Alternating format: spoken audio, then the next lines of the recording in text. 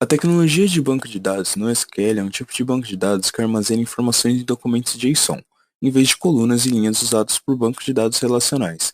Consequentemente, os bancos de dados no SQL são construídos para serem flexíveis, escaláveis e capazes de responder rapidamente às demandas de gerenciamento de dados das empresas modernas.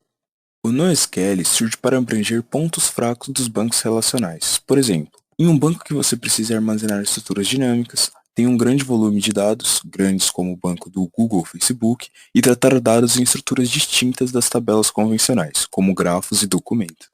O NoSQL não tem como propósito substituir os bancos relacionais, apenas é uma ferramenta que pode ser usada em cenários não tão adequados para os bancos relacionais. Ou seja, os dois tipos continuarão a coexistir e podem se complementar, sendo possível utilizá-los em uma mesma aplicação. A empresa selecionada foi o PayPal. O PayPal é uma carteira digital onde você pode pagar como quiser. Basta adicionar seus cartões de crédito à sua carteira e efetuar a compra. O PayPal utiliza diversos bancos de dados para sua aplicação, mas vamos focar em um só, o MongoDB, banco este que utiliza a tecnologia NoSQL. Os motivos e vantagens para a escolha do MongoDB como solução pelo PayPal são diversos, sendo eles análise e relatórios de riscos. Instituições financeiras como o PayPal precisam consolidar e analisar várias métricas de risco para criar uma visão única da exposição entre classes de ativos ou contrapartes.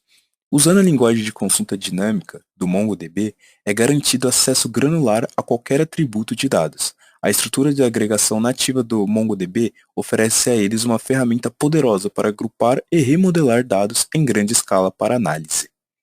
Escopo para alteração de requisitos. Um princípio central do desenvolvimento ágil é a adaptação aos requisitos de aplicativos em evolução. Quando os requisitos mudam, o modelo de dados também muda. Esse é um problema para bancos de dados relacionais, porque o modelo de dados é fixo e definido por um esquema estático. Portanto, para alterar o modelo de dados, os desenvolvedores precisam modificar o esquema, ou pior, solicitar uma alteração de esquema aos administradores de banco de dados. Isso diminui a velocidade ou interrompe o desenvolvimento, não apenas porque é um processo manual e demorado, mas também afeta outros aplicativos e serviços. Flexibilidade para um desenvolvimento mais rápido. Por comparação, um banco de dados NoSQL suporta totalmente o desenvolvimento ágil, porque não possui um esquema e não define estaticamente como os dados devem ser modelados. Em vez disso, transfere a responsabilidade de modelagem para os aplicativos e serviços. Portanto, sobra para os desenvolvedores definir como os dados devem ser modelados. Repositório comercial.